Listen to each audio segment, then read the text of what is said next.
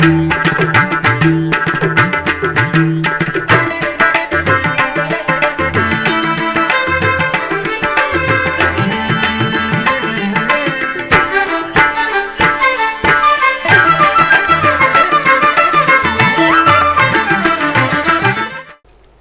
నమో వెంకటేశాయ. ఆధ్యాత్మిక విశేషాలకు స్వాగతం. ముందుగా ప్రధాన అంశాలు.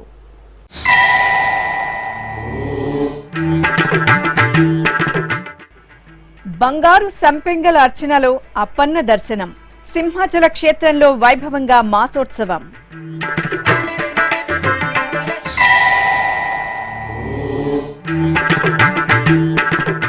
పద్మావతీదేవి కార్తీక బ్రహ్మోత్సవాలకు విస్తృత ఏర్పాట్లు.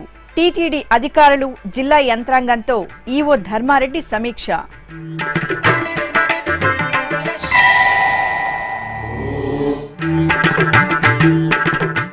రావణాసుర వాహన సేవలో అగస్తీశ్వర స్వామి అనుగ్రహం. తొండవాడలో ధ్వజ అవరోహణంతో ముగిసిన బ్రహ్మోత్సవం.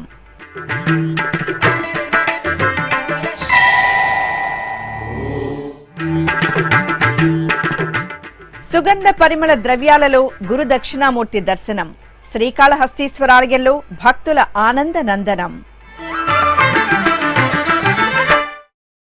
భక్తవత్సలుడైన శ్రీ వరాహలక్ష్మి నృసింహస్వామివారు బంగారు సంపెంగల అర్చనలో దేవేరులతో కూడి దివ్యంగా మెరిశారు. శ్రీ మహావిష్ణువు దశావతారాలలో విశిష్టతను సంతరించుకున్న నృసింహావతారంలో స్వామివారు కొలువు తీరి ఉన్న సింహాచల క్షేత్రం ఈ సందర్భంగా అప్పన్న దైవనామస్మరణతో ప్రతిధ్వనించింది. అర్చక స్వాములు బంగారు సంపెంగలను ఆలయ ప్రదక్షిణగా బేడా మండపానికి తీసుకొచ్చారు. మండపంలో సర్వాంగ శోభితంగా కొలువు తీరిన దేవేరి సమేత స్వామివారికి అర్చకులు బంగారు సంపెంగలతో అర్చనలు జరిపి నివేదన, మహామంగళహారతులు సమర్పించారు. తిరుచానూరు శ్రీ పద్మావతి అమ్మవారి కార్తీక బ్రహ్మోత్సవాలను వైభవంగా నిర్వహించేందుకు విస్తృతంగా ఏర్పాట్లు చేయాలని టీటీడీ ఈవో ఏవి ధర్మారెడ్డి అధికారులను ఆదేశించారు. తిరుపతిలోని టీటీడీ పరిపాలనా భవనంలో గల సమావేశ మందిరంలో గురువారం టీటీడీ అధికారులు, జిల్లా అధికార యంత్రాంగంతో అమ్మవారి బ్రహ్మోత్సవ ఏర్పాట్లపై ఆయన సమీక్ష నిర్వహించారు. ఈ సందర్భంగా ఈవో ధర్మారెడ్డి మాట్లాడుతూ అధికారులను సమన్వయం చేసుకుని అమ్మవారి బ్రహ్మోత్సవాలకు విచ్చేసే భక్తులకు ఎలాంటి అసౌకర్యం కలగకుండా ఏర్పాట్లు చేయాలని సూచించారు. ట్రాఫిక్ క్రమబద్ధీకరణ, బారికేడ్లు ఏర్పాటు చేసుకోవాలన్నారు. ముఖ్యంగా పంచమి తీర్థం పర్వదినాన అలిపిరి నుండి తిరుచానూరు వరకు సాగే శ్రీవారి పడి ఊరేగింపునకు అవసరమైన ఏర్పాట్లు చేయాలన్నారు. పంచమి తీర్థం రోజున పుష్కరిణిలో స్నానమాచరించేందుకు విచ్చేసే భక్తులు వేచి ఉండేందుకు తిరుచానూరులోని వివిధ ప్రాంతాలలో జర్మిన్ షెడ్లు ఏర్పాటు చేయాలని క్షేత్రస్థాయిలో పరిశీలించి ముందస్తు భద్రతా చర్యలు తీసుకోవాలని కోరారు.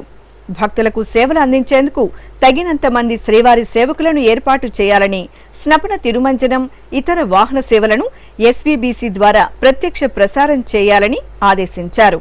ఈ సమావేశంలో తిరుపతి జిల్లా కలెక్టర్ వెంకటరమణారెడ్డి, ఎస్పీ పరమేశ్వరరెడ్డి, జేఈఓలు సదాభార్గవి, వీరబ్రహ్మం, సిబిఎండ్ఎస్ఓ Narasimhakishore, municipal corporation commissioner Haritha, deputy EO చక్రవర్తి గోవిందరాజన్, అర్చకులు బాబుస్వామి, మణికంఠస్వామి పాల్గొన్నారు. తిరుపతికి సమీపంలోని తొండవాడలో నెలవైన శ్రీ ఆనందవల్లి సమేత అగస్తేశ్వర స్వామి వారి ఆలయంలో వార్షిక బ్రహ్మోత్సవాలు ధ్వజ అవరోహణంతో వైభవంగా ముగిశాయి. 9 రోజుల పాటు విశేషంగా సాగిన ఆలయ బ్రహ్మోత్సవాలలో చివరి రోజైన గురువారం సాయంత్రం రావణాసుర వాహన సేవ జరిగింది. స్వామివారికి సకల సుందరంగా అలంకరణ చేసిన అర్చకులు రావణాసుర వాహనంపై ఆసీనులం చేశారు. బాజా భజంత్రీల నడుమ ఆలయ వీధుల్లో రావణాసుర వాహనంపై ఊరేగుతూ స్వామివారు భక్తుల నీరాజనాలు అందుకున్నారు. అనంతరం ధ్వజ అవరోహణంతో కార్యక్రమాన్ని శాస్త్రోక్తంగా నిర్వహించారు. అగస్తీశ్వరుని బ్రహ్మోత్సవాలకు ముక్కోటికి విచ్చేసిన ముక్కోటి దేవతలకు వీడ్కోలు పలుకుతూ అర్చకులు మేళతాళాలు, మంగళ వాయిద్యాల నడుమ ధ్వజపటాన్ని అవరోహణ చేసి మహామంగళహారతులు సమర్పించారు.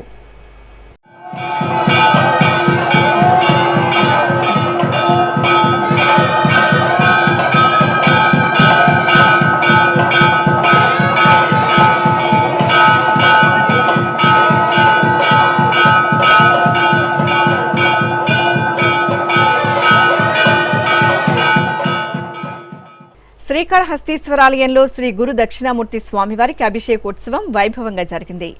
ఆశ్వీజ గురువారాన్ని పురస్కరించుకుని అర్చకులు వాయునందనుని సన్నిధిలో నిలవైన శ్రీ గురుదక్షిణామూర్తికి అభిషేకం చేశారు.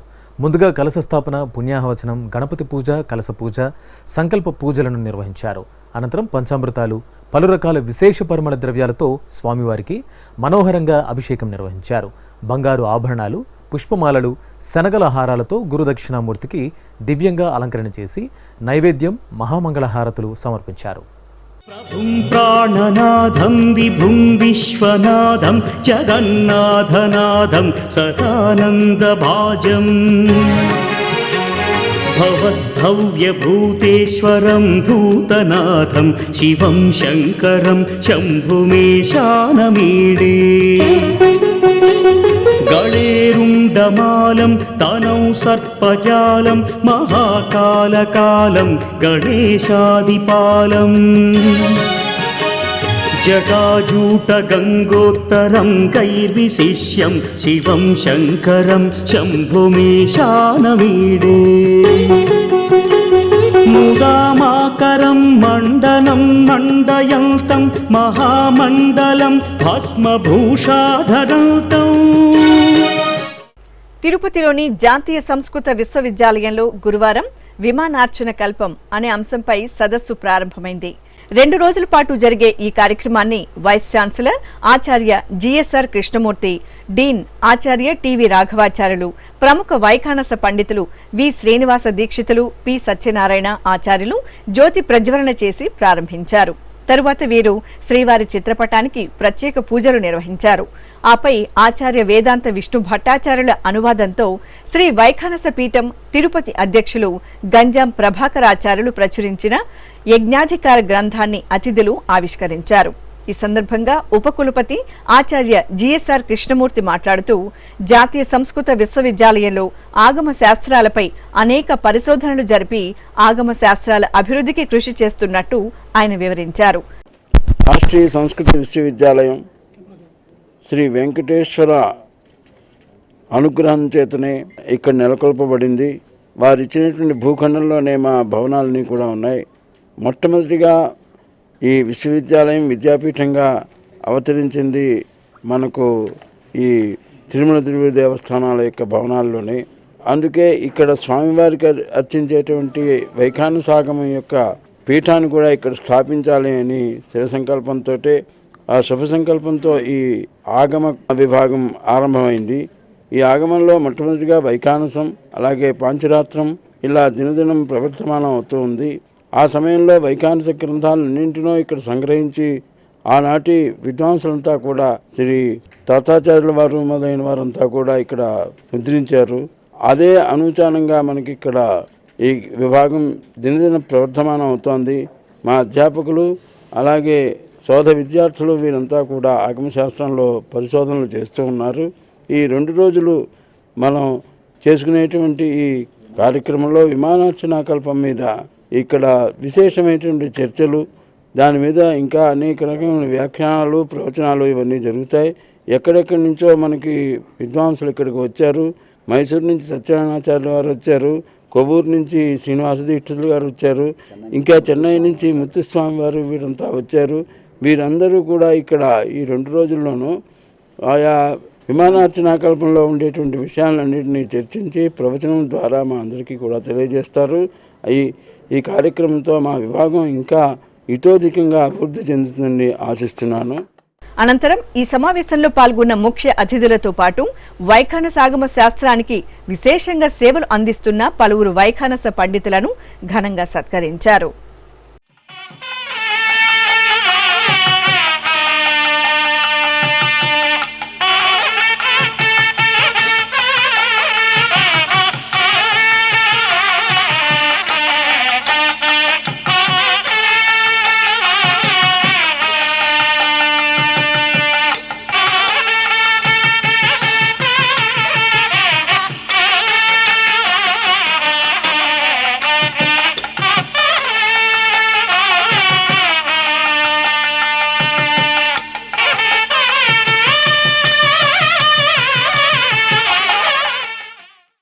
వడ్డీ కాసుల వాడికి భక్తులు ఎంతో ప్రీతికరంగా చెల్లించుకునే భక్తి నివేదనే మొక్కుబడులు.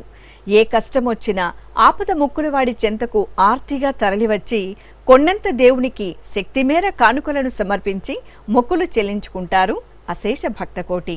కోరిందే తడవుగా కామితాలను నెరవేర్చే కామితార్థ ప్రదాయుడు కలియుగ దైవం తిరుమల శ్రీనివాసుడి మొక్కుబడుల ప్రాశస్త్యం మీకోసం.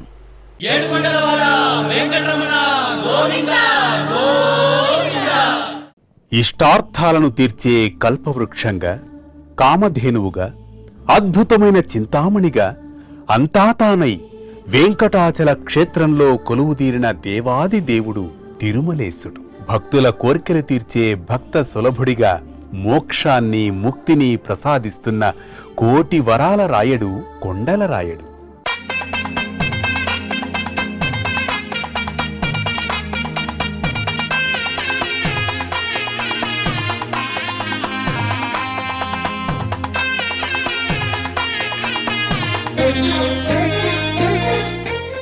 కలియుగ ప్రత్యక్ష దైవంగా భాసిల్లుతున్న శ్రీవేంకటేశ్వర స్వామివారిని ఎందరో భక్తాగ్రేసరులు వివిధ రూపాలలో సేవించి తరించారు.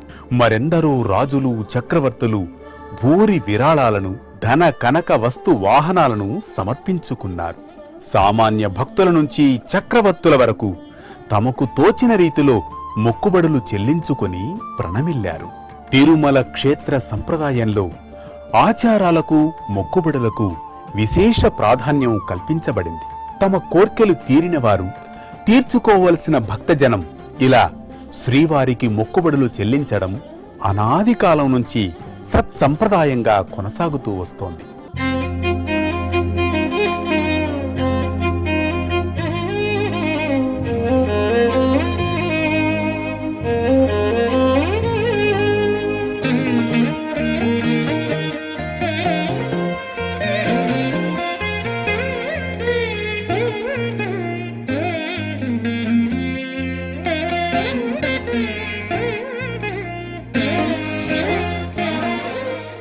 ఎంత మాత్రమును ఎవ్వరు తలచినా అంతమాత్రమే నీవు, అంతరాంతములెంచి చూడ బిడంగె నిప్పటి అన్నట్లు అని పదకవితా పితామహుడు అన్నమయ్య స్వామివారిని కీర్తించారు.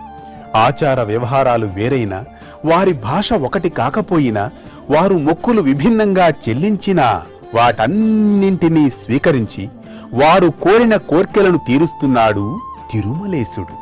అసలు మొక్కుబడుల విషయంతోనే ఆ స్వామి భక్తులను తన దగ్గరకు రప్పించుకుంటారని ప్రతీతి. అందువల్ల శ్రీనివాసుడు మొక్కుబడుల దేవుడిగా, ఆపద మృక్కులవాడిగా భాసిల్లుతున్నారు.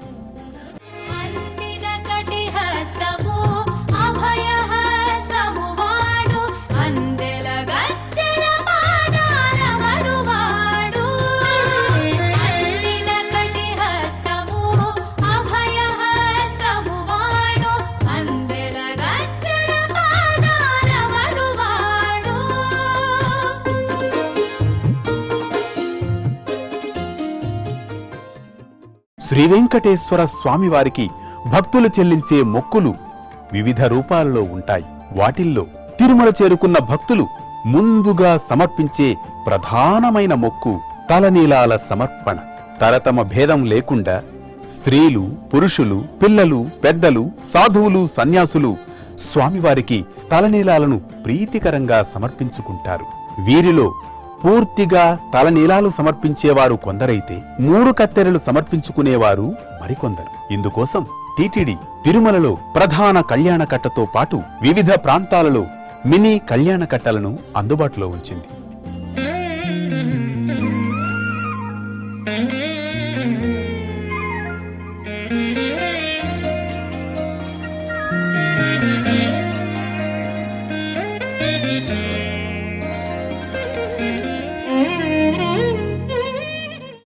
ఇంకొందరు భక్తులు శ్రీవారికి ఉత్సవాలు, సేవలు నిర్వహిస్తే మరికొందరు స్వామివారికి పుష్ప కైంకర్యం సమర్పిస్తారు.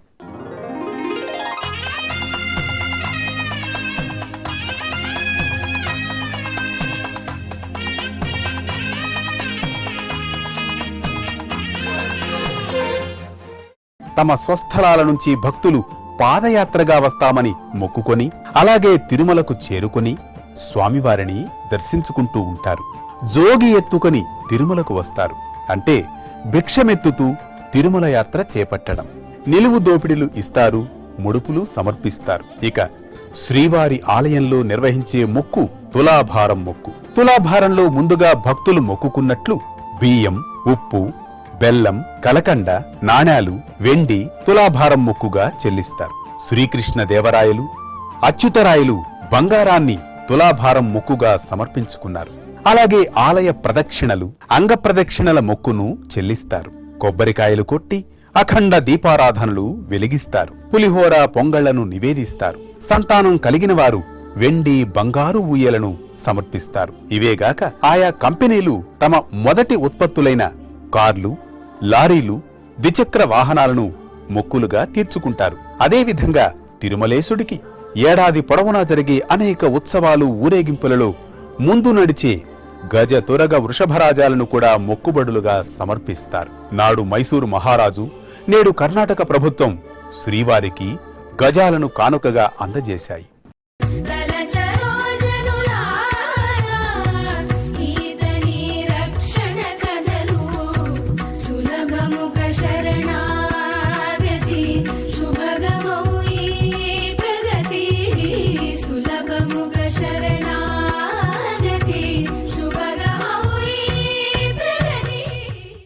విజయనగర చక్రవర్తి తన పాలనాకాలంలో 7 సార్లు తిరుమల యాత్ర చేపట్టగా, తన విజయ పరంపరకు గుర్తుగా తిరుమలేశుడికి ఎన్నో అమూల్యమైన మొక్కులను చెల్లించారు. నవరత్న ఖచ్చిత కిరీటాన్ని, 25 వెండి పళ్ళాలను, అమూల్యమైన వజ్రాభరణాలను, ఉత్సవమూర్తులకు మణిమయమైన కిరీటాలను, బంగారు మకర తోరణాన్ని, బంగారు గిన్నెలను కానుకగా సమర్పించారు. ఆనంద నిలయ విమానానికి బంగారు పూత చేయించారు. ఆ తర్వాత కూడా అచ్యుతరాయలు, వెంకటపతిరాయలు, ఇలా ఎందరెందరో చక్రవర్తులు జగత్ సార్వభౌముడైన సప్తగిరీశుడికి అనేక మొక్కుబళ్లను చెల్లించుకున్నారు. ఇలా ఎన్నెన్నో కానుకలను, మొక్కుబళ్లను స్వీకరిస్తూ వారి పాపాలను, రోగాలను పోగొట్టి వారి కోరికలను తీరుస్తున్న అద్భుతమైన దేవాది దేవుడుగా తిరుమలేశుడు విశ్వవిఖ్యాతి చెందారు. ఓం నమో వెంకటేశాయ. కమలదళాక్ష కామిత ఫలద పాప వినాశక పాహి మురారే శ్రీనివాస గోవింద శ్రీ వెంకటేశ గోవింద గోవింద హరి గోవింద గోకుల నందన గోవింద శ్రీనివాస గోవింద శ్రీ వెంకటేశ గోవింద. ఇప్పుడొక చిన్న విరామం. తిరుమల శ్రీవారి పుష్పయాగం నవంబర్ 19వ తేదీ మధ్యాహ్నం 1 గంట నుండి సాయంత్రం 5 గంటల వరకు. పుష్పయాగంలో పాల్గొనదలిచిన భక్తులు 700 రూపాయలు చెల్లించి ఆన్లైన్లో టికెట్లు పొందవచ్చు. నవంబర్ 4వ తేదీన ఉదయం 10 గంటలకు 1000 టికెట్లను ఆన్లైన్లో విడుదల చేస్తారు. టికెట్ పొందిన భక్తులను నవంబర్ 19వ తేదీ ఉదయం 8 గంటలకు సుపథం ద్వారా అనుమతిస్తారు. సేవలో పాల్గొన్న భక్తులకు చిన్న లడ్డు, రవికె, కండువా అందజేస్తారు. టీటీడీ అధికారిక వెబ్సైట్ ttdevastanams.ap.gov.in ద్వారా టికెట్లు పొందవచ్చు. ఓం నమో వెంకటేశాయ. ఆధ్యాత్మిక విశేషాలకు తిరిగి స్వాగతం. ప్రసిద్ధ అహోబిలం శ్రీ లక్ష్మీ నృసింహస్వామివారి దేవాలయంలో వార్షిక పవిత్రోత్సవాలు పూర్ణాహుతితో ఘనంగా ముగిశాయి. ఆలయంలో దోష నివారణార్థం 3 రోజుల పాటు నిర్వహించిన పవిత్రోత్సవాలలో చివరి రోజున శ్రీదేవి భూదేవి సమేత శ్రీ ప్రహ్లాద వరద స్వామివారిని సుందరంగా అలంకరించి తిరుచిపై కొలువు తెచ్చారు. వేద పండితుల వేద మంత్రోచ్చరణలు, మంగళ వాయిద్యాల నడుమ ఆలయ వీధుల్లో స్వామివారి తిరుచి సేవ వేడుకగా సాగింది. అనంతరం ఆలయ ఆవరణలోని యాగశాలలో అర్చకులు చతుష్టానార్చన, హోమాలను జరిపి మహాపూర్ణాహుతి సమర్పించారు. అనంతరం ప్రాంగణంలో స్నానపీఠంపై ఉత్సవాలను వేంచేపు చేసి విశేష సుగంధ పరిమళ ద్రవ్యాలతో స్నపన తిరుమంజనం జరిపి మహామంగళ నీరాజనాలు సమర్పించారు. అనంతరం ఆలయంలో కుంభ ప్రోక్షణ నిర్వహించడంతో పవిత్రోత్సవాలు పరిసమాప్తమయ్యాయి. దక్షిణ అయోధ్యగా భాసిల్లుతున్న భద్రాచలం శ్రీ సీతారామచంద్ర స్వామివారి దేవాలయంలో గోటి తలంబ్రాల వరి పైరుకు శ్రీమంతం కార్యక్రమాన్ని నిర్వహించారు. శ్రీరామనవమి పర్వదినాన శ్రీ సీతారాములకు అంగరంగ వైభవంగా జరిగే కళ్యాణోత్సవంలో గోటితో ఒలిచిన తలంబ్రాలను వినియోగించడం సంప్రదాయంగా వస్తోంది. ఈ నేపథ్యంలో భక్తులు వరి పైరుకు పసుపు, కుంకుమ, పుష్పాలతో అలంకరణ చేసుకుని ఆలయ వీధుల్లో మేళతాళాల నడుమ ఊరేగించి ఆలయానికి తీసుకొచ్చి హారతులు సమర్పించారు. కడప గడ్డి బజార్లో కొలువైన శ్రీ లక్ష్మీ సత్యనారాయణ స్వామి దేవాలయంలో అభిషేకం కనుల పండుగ జరిగింది. ఆశ్వీజ మాసోత్సవాలను పురస్కరించుకుని అర్చకులు తొలుత శ్రీ రమా సమేత సత్యనారాయణ స్వామివారికి, శ్రీదేవి భూదేవి సమేత శ్రీ వెంకటేశ్వర స్వామివారికి ప్రత్యేక పూజలు చేశారు. తరువాత ప్రత్యేక స్నానపీఠంపై సత్యనారాయణ స్వామి అమ్మవార్లను కొలువుదీర్చి కలశ పూజ, పుణ్యాహవచనం, విశ్వక్సేన పూజ, సంకల్ప పూజలు జరిపారు. ఆపై పాలు, పెరుగు, తేనె, నెయ్యి, కొబ్బరి నీరు తదితర విశేష పరిమళ ద్రవ్యాలతో అభిషేకం నిర్వహించారు. పూలమాలలతో చక్కటి అలంకరణ చేసి నివేదన, హారతి అందజేశారు. రంగారెడ్డి జిల్లా సరూర్ నగర్లోని శ్రీ విజయ గణపతి దేవాలయంలో గణపతి హోమం నిర్వహించారు. ఆశ్వయుజ మాసం సంకష్టహర చతుర్థిని పురస్కరించుకుని అర్చకులు స్వామివారికి చందనాలంకరణ చేసి అర్చనలు జరిపారు. అనంతరం కలశ పూజ, గణపతి పూజ, పుణ్యాహవచనం, కంకణధారణ, నవగ్రహ మండపారాధన నిర్వహించి గణపతి హోమం జరిపారు. వివిధ ద్రవ్యాలను హోమగుండానికి సమర్పిస్తూ పూర్ణాహుతి జరిపారు. సర్వ శుభకారకం ఆదిపూజ్యుడు గణనాథుని ఆరాధనం. సంకష్ట చతుర్థి రోజు ఆ స్వామివారి దర్శనం, అభిషేక సేవనం సర్వదా అనుగ్రహకారకం. ఈ సందర్భంగా నెల్లూరులోని శ్రీ వరసిద్ధి విఘ్నేశ్వర స్వామివారి ఆలయంలో స్వామివారికి అభిషేకం ఘనంగా జరిగింది. అర్చకులు స్వామివారికి ముందుగా పంచామృతాలు, ఆపై ఫలరసాలు, అనంతరం విభూది, చందనాది పరిమళ ద్రవ్యాలతో శాస్త్రోక్తంగా అభిషేకాలను నిర్వహించారు.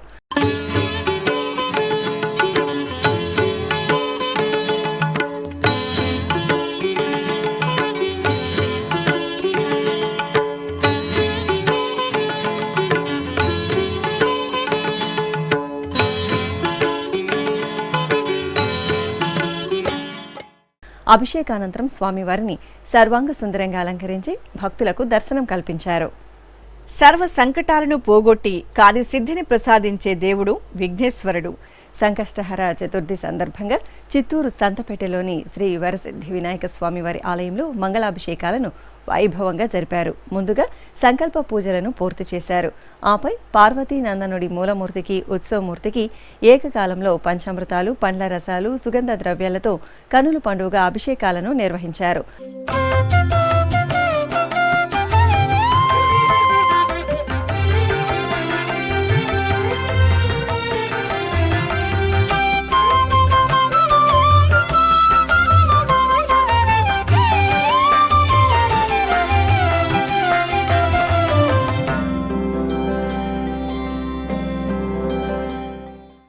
అనంతరం వర్ణమయ పుష్పమాలలు, స్వర్ణాభరణాలు, విశేషించి గరికతో స్వామివారిని అలంకరించి అష్టోత్తరాలతో ఆరాధించారు. కడప నగరం బాకరాపేట శ్రీ గణపతి సచ్చిదానంద స్వామి ఆశ్రమంలోని విశ్వనాథపురంలో గురు దత్తాత్రేయులకు అభిషేకం జరిగింది. ఆశ్వయుజ మాసం గురువారం సందర్భంగా స్వామివారికి నిత్య కైంకర్యాలను పూర్తి చేసిన అనంతరం అర్చకులు విశేషంగా సంకల్ప పూజలతో అభిషేకం నిర్వహించారు.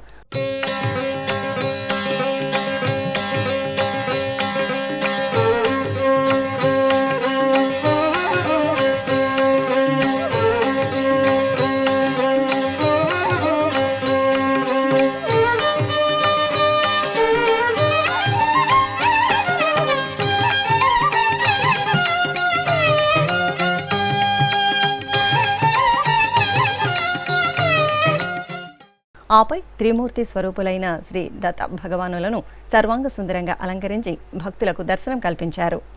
కడప నగరంలోని పెద్ద బెస్తు వీధిలో నెలవైన శ్రీ లక్ష్మీ గణపతి ఆలయం గణపతి నామస్మరణలతో మారుమ్రోగింది. సంకష్ట చతుర్థి పూజలలో భాగంగా స్వామివారికి ప్రత్యేకంగా సంకల్పంతో షోడశోపచారాదులను జరిపారు. ఆపై వేద మంత్రాలు, మంగళ వాయిద్యాల నడుమ పంచామృతాలు, పసుపు, చందనాది ద్రవ్యాలతో స్వామివారికి కనుల పండుగ అభిషేకాలను నిర్వహించారు.